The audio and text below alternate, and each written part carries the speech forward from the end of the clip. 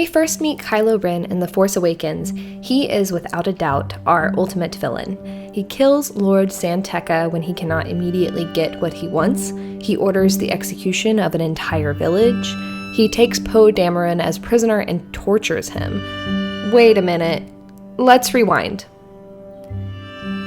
Poe shoots Finn's friend. Finn doesn't shoot the villagers. Kylo feels Finn's hesitation but does not kill him. Fast forward. Kylo knows it was Finn who helped Poe escape. The one from the village. FM 2187. Fast forward. I feel it again. The pull to the light. Whoa.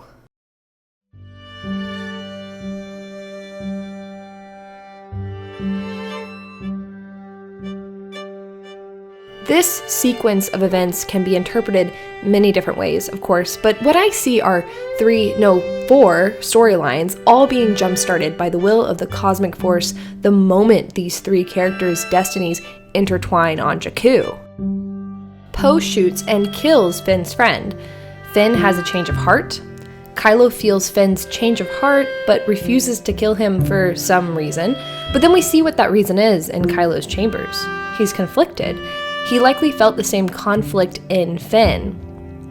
These 2 lock eyes, albeit behind masks, which is also telling, for a second. But in that exchange, something happens. Cut to another character wearing a mask, Rey. In this moment, I theorize that Kylo's inability to kill Finn on Rey's home planet is figuratively connected to the awakening of the Force in Rey.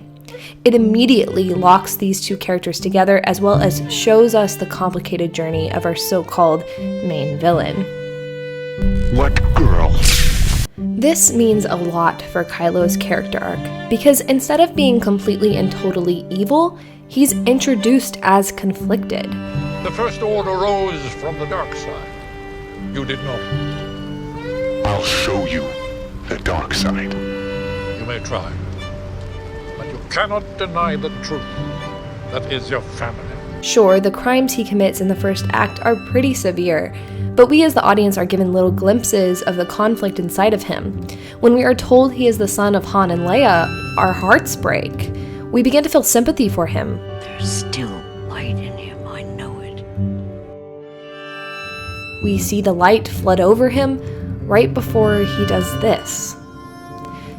Then we see that darkness shroud him once more. At this point, a lot of people would say that his chances for redemption are over. He killed Han Solo. But this is exactly how a redemption arc is set up. Just a note, redemption arcs are not about whether or not the character deserves it. It's all about how you get there. And with Ben, we're getting there, but there is a bit more that needs to happen in 9 before the audience can forgive Ben.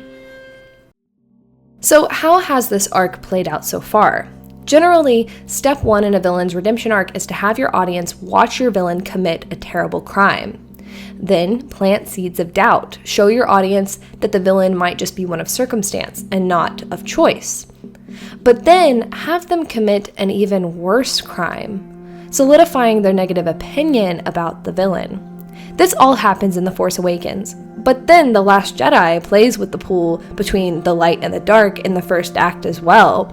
Kylo Ren again commits a terrible crime, but then cannot commit an even worse crime, illustrating further to the audience that Ben is not completely lost to the dark. The second step in a villain's redemption arc is showing how and why the villain became evil in the first place. We see this also with Zuko in Avatar: The Last Airbender, who arguably has the most satisfying redemption arc in movies or television. By introducing a good influence, most of the time it's one of our heroes, they begin to see what they could be or what they could have that goes beyond what they currently want. Something they never had imagined before, or something they haven't felt in a very long time. Slowly, they begin to look less and less like the villain and more like a potential ally. At this point, they will have to make a choice. Team good or team evil? A lot of the time, they temporarily choose team good purely to get something that they want. It's a selfish choice, yes, but it's also necessary for fulfilling their journey.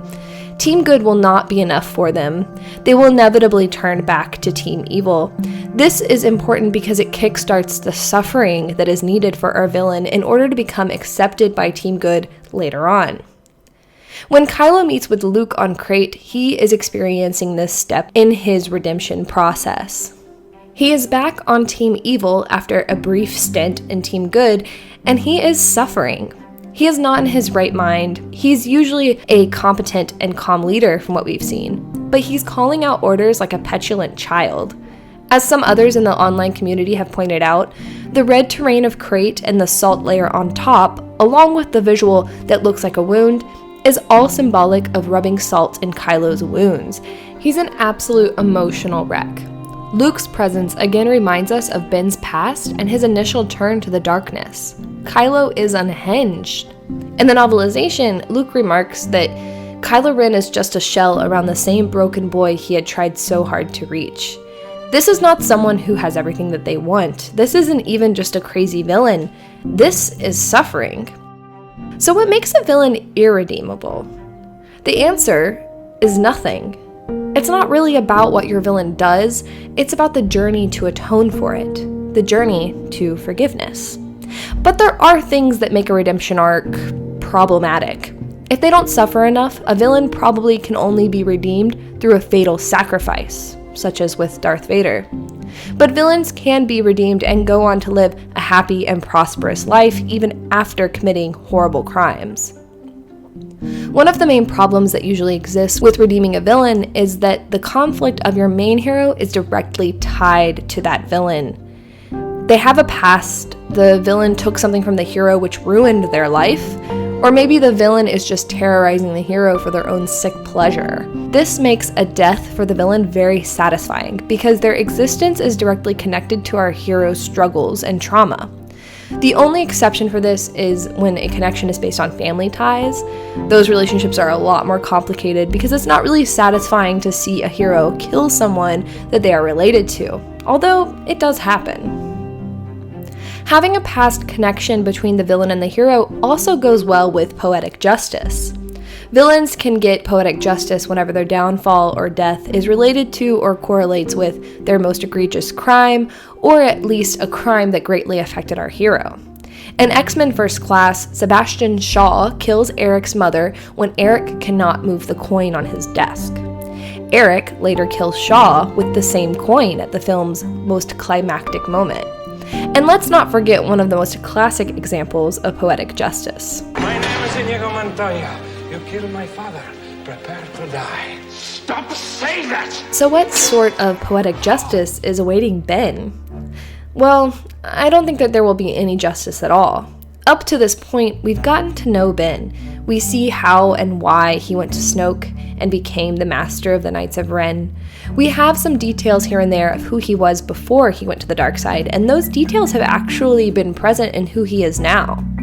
Redemption arcs normally involve heroes and villains that don't have a past connection and conflict. There's too much pain that's been caused, and the audience won't buy it if the villain is all of a sudden regretful over their past actions. Instead, redemption arcs will present a new conflict that gives plenty of breathing room for a relationship to change and grow.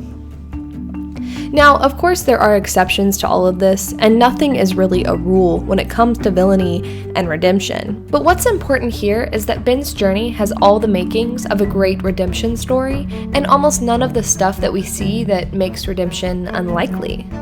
Redemption is not about justice. It's not about counting how many people the villain has killed or how many crimes they are responsible for. Redemption is about atonement and forgiveness, not justice. There's a really amazing scene in Avatar: The Last Airbender, which, if not included, would have made Zuko's redemption arc feel incomplete.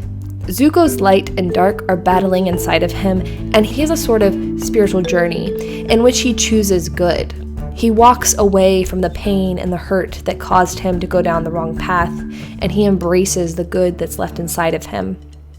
The remnants of his mother, his uncle's guidance, and the hope of starting a new life away from violence are the things that he chooses to hold on to. He forgives himself for the pain he had caused. He chooses to not let it control his life any longer. This is atonement. This is what we need for Ben. And from what we've seen so far, I'm sure we'll get it. The First Order rose from the dark side. You did not. You cannot deny the truth. That is your family. Evil and good are always at war inside you, Zuko. It is your nature, your legacy. What happened generations ago can be resolved now by you. Because of your legacy, you alone can cleanse the sins of our family. Along with all the strife is the power to restore balance to the world.